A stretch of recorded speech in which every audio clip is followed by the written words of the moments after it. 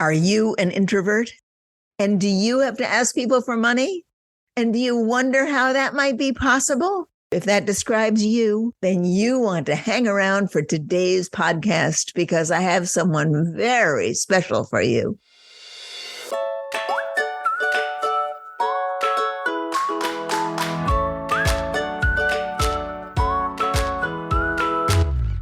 Welcome to All About Capital Campaigns, a podcast that provides fuel for your nonprofit's growth. Each week, Andrea Kihlstedt and Amy Eisenstein, co-founders of Capital Campaign Pro, provide practical tips about raising more money for your nonprofit organization. Here are your hosts, Amy and Andrea.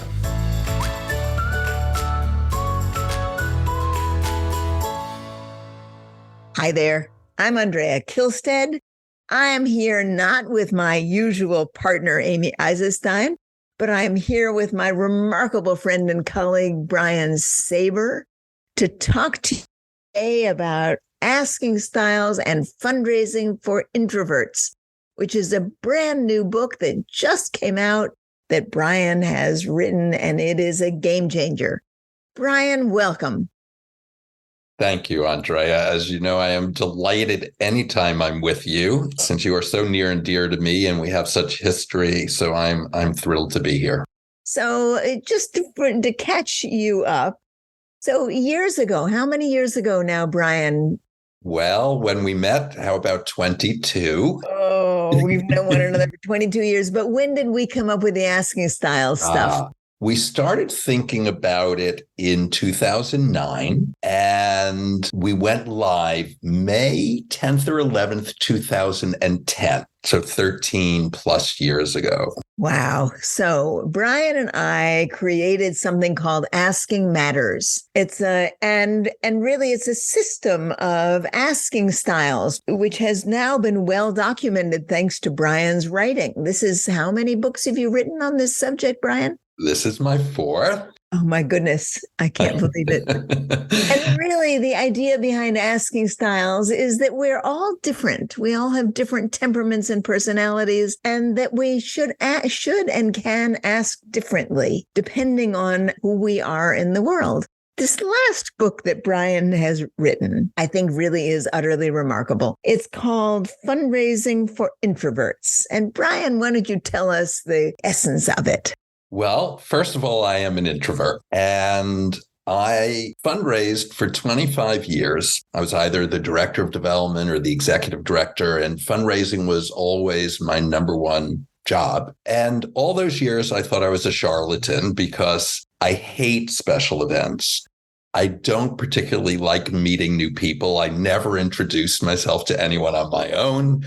I'm a bit shy, in fact, though people don't realize that. And I don't like the telephone, which many people will say is the way you talk to donors. And building Asking Matters and the asking styles with you was such a revelation to me. It was the first time I valued what I had brought to the field. It was the first time I realized, gee, there isn't someone out there who can do everything I can do as well as I can do it, and also do all the other things we associate with fundraising. And it's been a journey since then in developing this material, really understanding the nuances of it. And a few years ago, I thought, you know what? This was on the heels, of course, of Susan Cain's book, Quiet, which was another revelation for me. That came out in 2013 and a decade ago now. And that book gave me such confidence in who I was and the way I go about the world that it started me thinking about specifically introverts and fundraising, how we navigate it. And then a book just seemed like the next step. I really wanted to dig into the science behind it and understand it better. Because,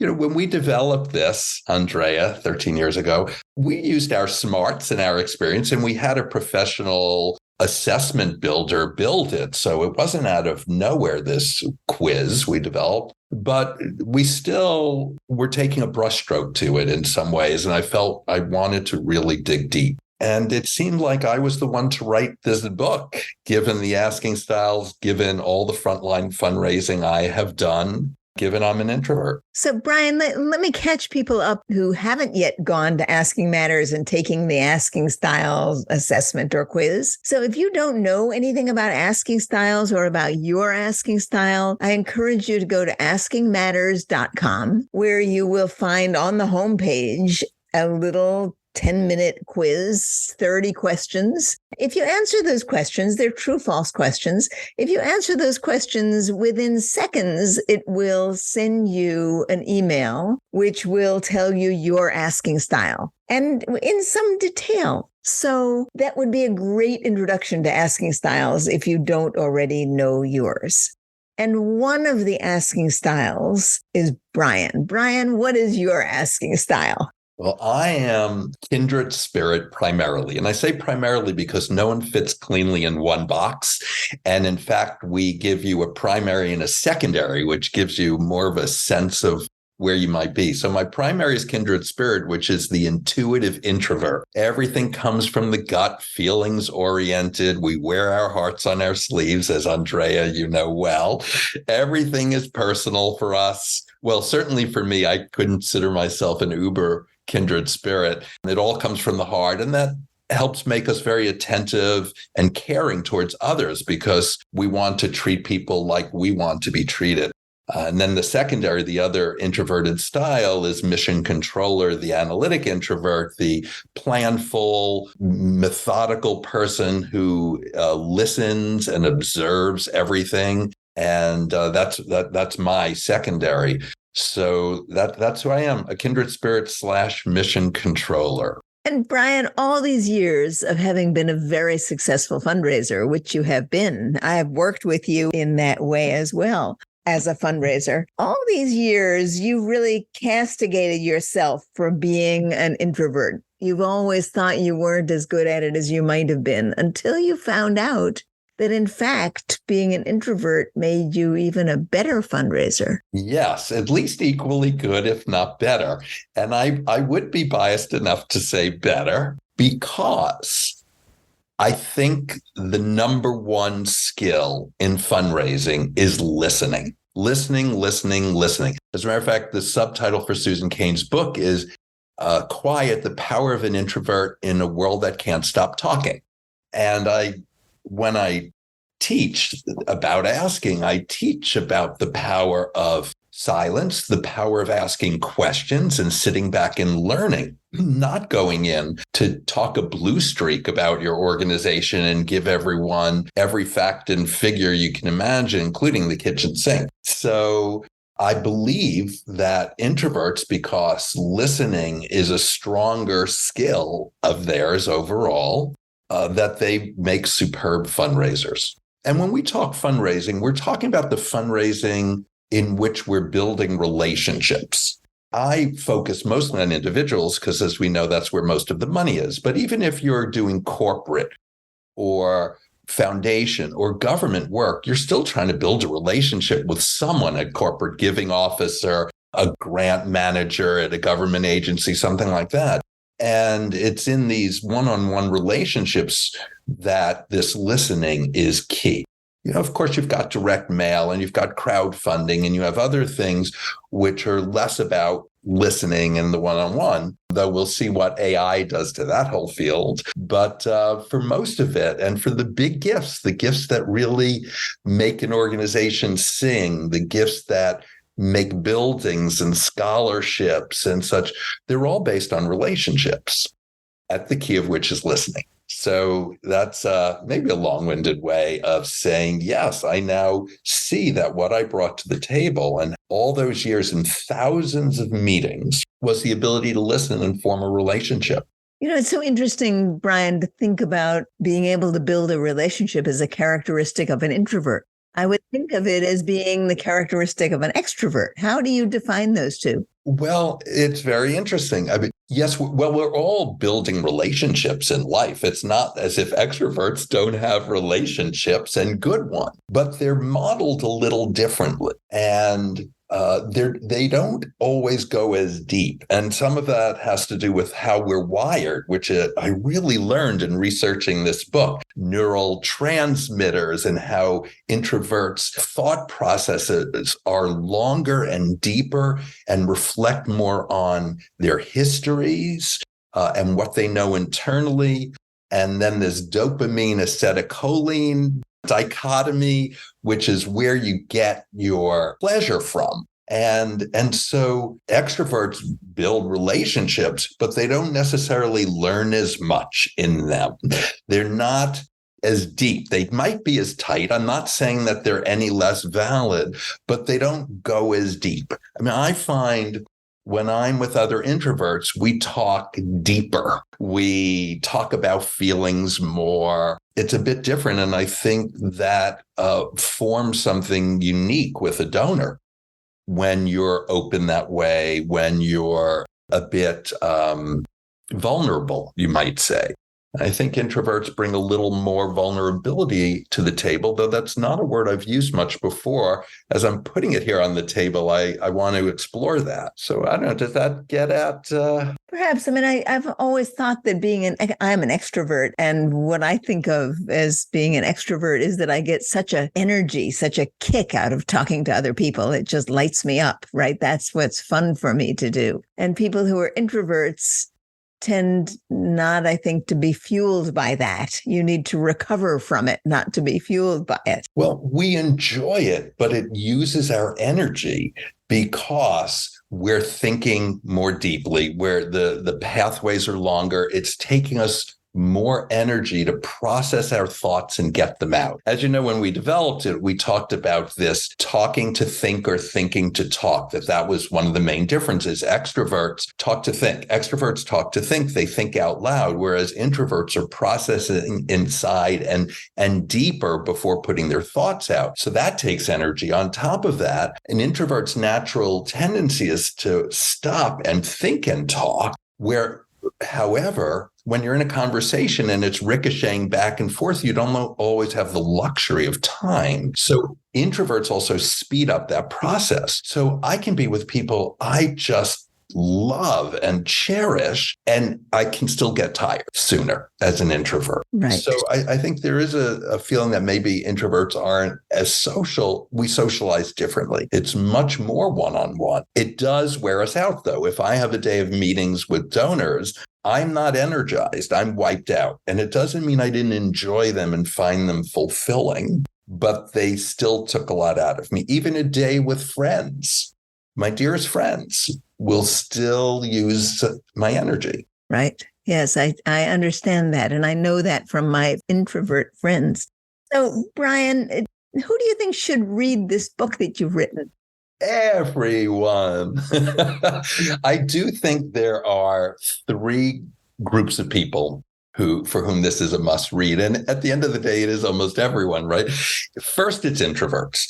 My first goal in writing this book is to validate all my fellow introverts, to help them feel good in a way they may not have if they've had a journey like mine. It's time for us to know that we rock, that we're great fundraisers, and the skills we have will take us far. So I think introverts will love reading this book and will be inspired and amused. Some of the stories in it, I'm very frank about some of my interactions and what really was going on inside. And I think my fellow introverts will be amused and have similar stories, which I hope they'll share. Extroverts, I think, need to read this book to better understand us, because there is a devaluation of introverts in the world in many ways. There are all sorts of studies that show hierarchically it's more difficult to get to the top as an introvert and so forth and so on.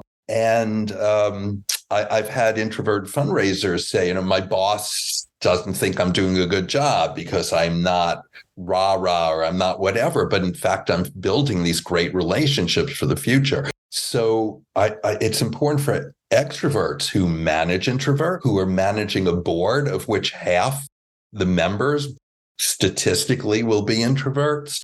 Whatever that position is, understanding Your team is important. And there are many rubrics like DISC and Myers-Briggs and such that do that. This is one for our field. And I think it makes it particularly rich and relevant. And the third group is all the people who probably are saying, I can't be a fundraiser. I'm not like that stereotype of a fundraiser. We need those people in our field. You know as well as I do, Andrea, it has gotten harder and harder to fill all the fundraising positions in our field with people who have experience with anyone. And if we're going to succeed as a sector, we need all the good people at the table. And I want people who thought fundraising wasn't for them to realize it is, that they might not be the schmoozers at a special event. And people often think of special events when they think fundraising, because often that's their experience as a volunteer or as simply a donor, that's one piece of it. But there is so much more, and we'd love to have them in the field. Right. So, Brian, as you talk about this, I think about this book. So I think anyone who is, for example, a development director should buy a stack of these books. And then when they have a board member or a staff member or someone they encounter who says, I'm an introvert and I'm really not good at that, they can simply pick up a book and give it to them. Say, before you say that, read this book. So I love that idea. These books is a good addition to any development office, because we of course encounter people who are afraid of fundraising because they think they're introverts, and introverts don't fundraise. And you have written a whole book showing that not only can fundraise and do they fundraise, but like you, they're really good at fundraising. So thank you so much for writing this book, Brian. It takes the work that you and I began so many years ago to the next level. And that just tickles my heart, tickles my cockles. Are there cockles to be tickled? I don't know about that. Something like that. Well, and I owe so much to you, as I always say, and I say in all my books, because the kernel started with you. You were noodling with this idea. You thought it was I will say, you thought at the time, oh, it's a nice little throwaway. And I said, no, this is big. Right. Let's you work really built it. Yeah. And it never would have existed if it weren't for you and for the two of us. For the two of us, our for sure. Wonderful relationship over more than 2 decades. So I'm very grateful. Brian, dear, where can people get this book? Where should people get this book? You can order a paperback copy through your favorite local bookstore, which some of us still try to do. You can certainly get it online at Amazon and Barnes & Noble and other sources like that. And it's in paperback or Kindle or ebook generally, I should say. So anywhere you buy a book, you can get this book. And I want to put in a plug for bookshop.com. Do you know bookshop.com? Yes, I do. Yes. It's a great place to buy books. That if for every book you buy from bookshop.com, they actually give a contribution to your favorite on-site bookstore, real bookstore. So it's a great way to buy a book online while having the bookstore in your community benefit. I try hard to support them. But I also think, Brian, that your book is fantastic. Thank you so much for writing it. Thank you so much for joining me today. I know our community will be well served by your contribution to the field. Well, thank you. And thanks to everyone who does this hard work in the field. It's not easy.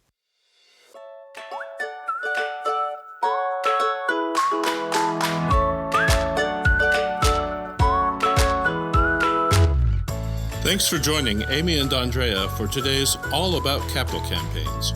To learn more about them and their work together, visit capitalcampaignpro.com. And please subscribe, rate, and review us on your favorite podcasting platform. Thank you.